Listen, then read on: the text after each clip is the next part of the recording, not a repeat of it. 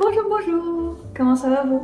Moi, ça va trop bien. Et bonne année d'ailleurs. Je crois qu'on s'est pas dit bonne année. Mais bref, avec les vlogs et tout, enfin, ce sera sûrement genre vers le 20 janvier, un truc comme ça, mais je vous dis quand même bonne année.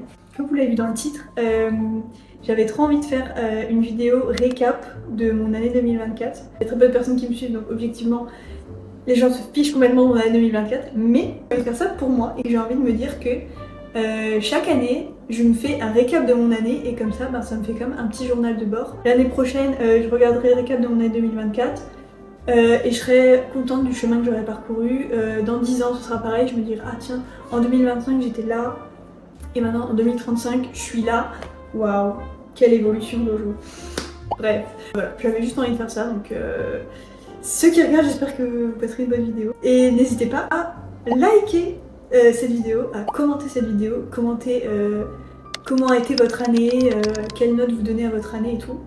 Ça c'est important, j'ai trop envie de savoir. Et n'hésitez pas aussi à vous abonner à la chaîne parce que je trouve que je fais plein de contenu plutôt cool, donc n'hésitez pas à me soutenir, ça me donne de la force pour continuer, ça me donne trop envie.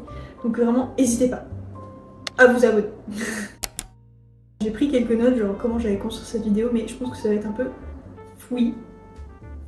Si je devais décrire mon année 2024 en 3 mots, ce serait challenge, introspection et réflexion.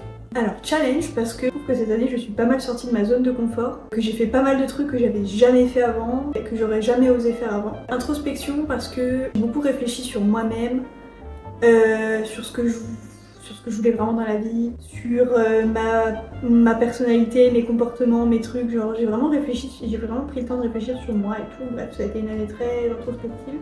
Et réflexion parce qu'il y a beaucoup de réflexion, genre que ce soit au niveau professionnel, au niveau personnel, dans les projets que j'ai envie de lancer, ça a été vraiment beaucoup de réflexion. Si je devais donner une note, je mettrais 6 sur 10. Parce que c'était pas une année de mais ça a pas été ma meilleure année. Genre niveau pro et tout, ça a été peut-être une bonne année, mais niveau perso et social, tout ça, ça a pas été une année hyper enrichissante. Ouais, j'ai l'impression de pas avoir profité de ma vie perso, de pas avoir profité de mes amis et tout comme j'aurais... Enfin, alors que j'aurais pu le faire, vous voyez. Globalement, c'était plutôt une grosse année d'introspection, genre vraiment. Au niveau de mon travail, hyper compliqué parce que j'ai l'impression de, professionnellement parlant, de ne jamais être satisfaite de ce que j'ai. Alors que je sais que j'ai de la chance d'avoir eu ce parcours-là, genre j'ai eu des opportunités à des moments où j'en avais besoin. Tout s'est déroulé parfaitement bien, genre ça s'est super bien enchaîné professionnellement. Et pourtant, j'ai l'impression que je vois le travail vraiment comme une... Enfin, c'est vraiment pire qu'une corvée pour moi. J'ai l'impression que c'est de plus en plus compliqué de bosser, quoi. Je me rends compte que bosser dans un bureau, c'est vraiment pas quelque chose qui me fait vibrer. Enfin, je sais que ça fait pas vibrer beaucoup de monde. Toute cette année, ça m'a créé d'énormes remises en question sur le travail sur le domaine dans lequel je voulais travailler, sur mon projet de devenir auto-entrepreneuse. J'ai l'impression, si je regarde vraiment cette année, ça a été que ça. Que des réflexions autour de ça, autour de ma vision de la vie, autour de ce qui comptait vraiment pour moi. Et le fait d'avoir des proches et de vivre des choses de fou, ça a beaucoup plus de sens pour moi que d'avoir un travail, que d'avoir un CDI, que d'accomplir des choses professionnellement. Donc voilà. Au niveau personnel aussi, ça a été très introspectif. Je me suis beaucoup remis en question à ma propre personne, genre mon caractère, enfin mes comportements, que ce soit par rapport à mes amis, par rapport à mon couple. Beaucoup de remises en question là-dessus, comment je pouvais m'améliorer. J'ai essayé de faire un état des lieux de comment j'étais. Ça m'a fait me rendre compte que oui, j'ai des défauts, comme tout le monde, mais que j'en avais pas forcément conscience. Ça m'a permis de prendre conscience que mes défauts peuvent parfois impacter les autres, qui peuvent aussi m'impacter moi. Et pour cela, j'ai décidé en 2025 d'aller voir une psychologue. Merci. Applaudissez-moi vraiment. Ça fait longtemps que je repousse cette chose parce que ça me fait un peu peur, parce que j'ai l'impression de pas être légitime à aller voir un psy alors que ça n'a aucun sens, enfin c'est n'importe quoi. Je me dis que juste le fait déjà de me livrer, je cherche pas forcément de réponse ou de trucs, mais juste déjà d'en parler à quelqu'un qui est neutre, je pense que ça pourra énormément m'aider. Je vais faire un petit bilan mois par mois de ce que j'ai fait en 2024. Janvier et février, j'ai eu mon premier gros projet en tant que graphiste en freelance. Donc trop bien. J'étais trop hypée par le projet, c'était vraiment trop cool de bosser là-dessus. J'ai pu bosser dessus avec mon copain. On a vraiment collaboré ensemble sur un gros projet, c'était vraiment trop cool, genre création d'identité visuelle et site internet. Vraiment trop bien. Ça m'a vraiment permis de sortir de ma zone de confort. Pour ceux qui ne savent pas, en 2023, je m'étais lancée en tant que graphiste freelance. J'ai pas du tout été assidue en 2024. En mars, j'ai fait mon premier concert. Enfin, c'était un petit concert. J'ai jamais fait de concert avant. Et c'était pas quelque chose qui me hypait étant donné que je suis pas forcément à l'aise dans ce genre d'endroit, genre avec beaucoup de monde, beaucoup de bruit et enfin les gens qui poussent et tout. Je suis très contente de l'avoir fait. Ça peut paraître ridicule pour certaines personnes, mais pour moi c'était vraiment un grand pas. D'avoir fait ça. Avril, mai, je me souviens pas qu'il se soit passé grand chose. J'étais encore dans mon ancien travail. Je pense que j'étais à un point où je commençais un peu à en avoir marre. En juin, je me suis lancée sur TikTok de façon assidue. L'assiduité qui a duré quelques mois. Parce que moi, je suis plus du tout assidue sur TikTok. Mais trop contente parce que j'ai réussi à sauter le pas alors que ça faisait des années que je voulais me lancer sur TikTok et que je l'ai pas fait. Ça m'a vraiment aidé à prendre confiance en moi, à me libérer. Ensuite, juillet et août, on était très cosy, très chill, rien de spécial. Septembre, pas mal de trucs. J'ai posté ma première vidéo YouTube. Je suis trop contente d'avoir sauté le pas parce que ça, c'est comme TikTok, c'est pareil. Ça fait des années que j'ai envie de me lancer sur YouTube. Je me focus pas trop sur les abonnés, sur les likes et tout, mais je me focus plus sur ce que j'ai envie de proposer comme contenu et ce qui moi me fait plaisir. Je sais que sur TikTok je me mets un peu plus de pression. Je sais pas pourquoi d'ailleurs, mais vraiment.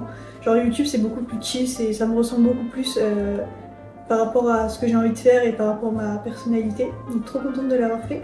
J'ai également commencé la lecture. D'ailleurs j'ai fait une vidéo sur ma relation avec la lecture, sur mes recommandations de livres, de romances. Donc si jamais vous l'avez pas vue, je vous la mets juste là. Elle est cool. J'ai également changé de travail. J'étais en CDD, que mon CDD allait bientôt se finir, genre il allait se finir en octobre et du coup j'étais en mode bah plus la date de rupture allait approcher, plus j'étais en mode putain mais j'ai rien, je pourrais me retrouver au chômage et tout. Comme je le disais encore au début, genre c'est vraiment au moment où je devais que mon travail se finissait que j'ai eu une autre opportunité professionnelle, donc là je suis trop contente, ça s'est vraiment enchaîné hyper rapidement, donc trop cool. Officiellement je suis chef de projet dans mon travail, mais dans les faits je fais du community management, je fais du graphisme, du web, enfin plein de... genre ça regroupe plein de trucs. Ensuite en octobre, avec ma meilleure amie, on a décidé de se lancer dans l'entrepreneuriat, donc je suis trop contente de pouvoir faire ça avec elle, vraiment. Génial. C'est quelque chose qui me tient vraiment à cœur. L'entrepreneuriat, c'est un truc vers lequel j'aurais jamais osé me diriger. J'espère que ça mènera quelque part et qu'on arrivera à aller au bout de ce projet. Genre vraiment, je suis trop contente. On est parti à Manchester en octobre, donc première vacances de l'année. Enfin première vacances, c'était plutôt un week-end prolongé. Mais c'était très cool. Moi qui n'avais pas forcément une bonne image de l'Angleterre en général, j'étais agréablement surprise par Manchester. Genre c'est une ville très dynamique, trop bien, genre j'ai vraiment adoré. Et d'ailleurs j'ai fait un vlog sur le sujet, je vous le mets là. On est dans ma vidéo, donc autant que je fasse la promo de mes vidéos. Ensuite novembre, pas grand chose, j'essaie de me familiariser avec mon nouveau travail. Ensuite décembre, je suis partie aux États-Unis. Je pense que c'est un voyage qui m'a fait énormément réfléchir sur la façon dont je voyais ma vie, enfin mon futur, et sur l'endroit où je voulais être. Ce voyage était incroyable. On a fait Las Vegas, on a fait l'Arizona, le Grand Canyon, incroyable.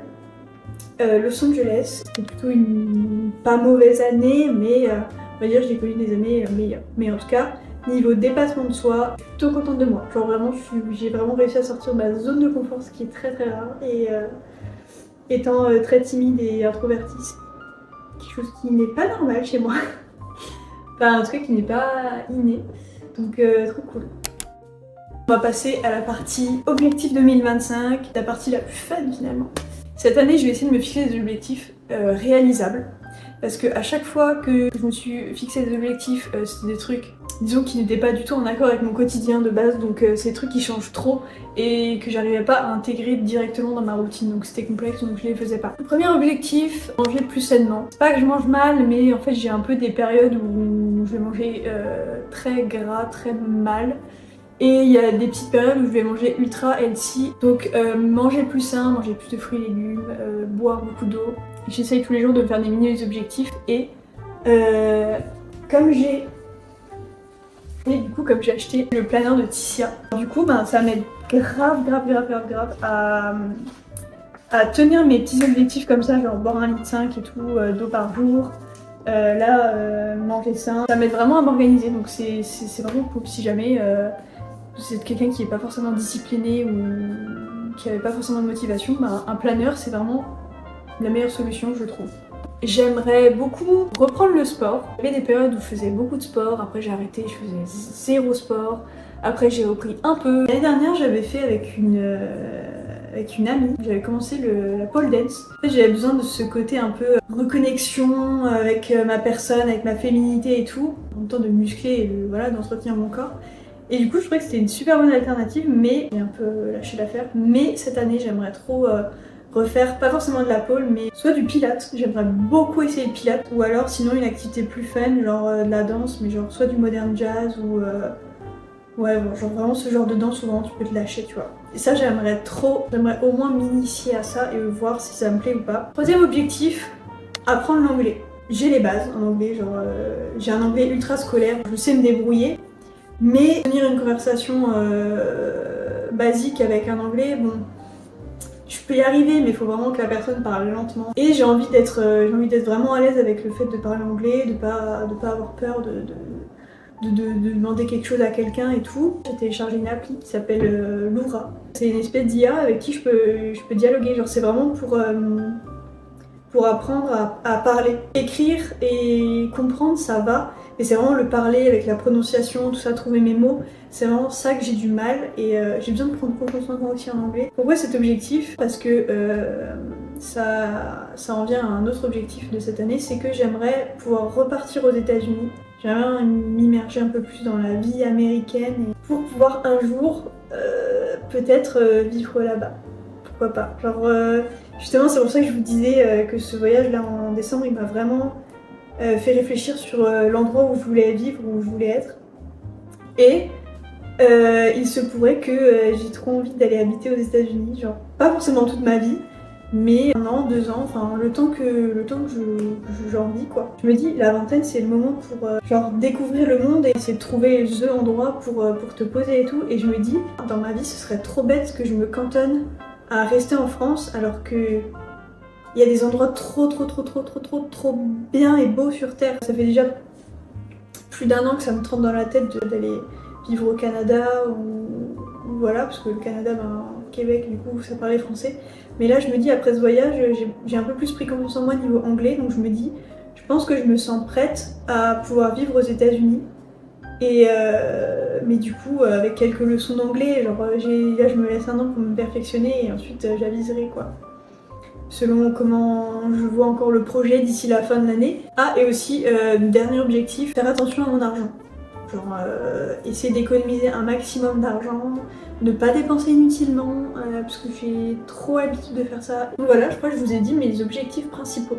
Si je devais décrire en 3 mots mes objectifs 2025, ce serait sortir de sa zone de confort, apprentissage et discipline. Voilà, c'est mes 3 mots. J'espère que cette vidéo vous aura plu, j'espère qu'elle n'a pas été trop chiante. J'ai hâte de regarder ça de nouveau l'année prochaine et de me dire si j'ai tenu mes objectifs, si j'ai réussi à faire ce que je voulais faire. Donc voilà, trop contente. Sur ce, moi je vous laisse et je vous dis à vendredi prochain à 18h pour une nouvelle vidéo. Bisous!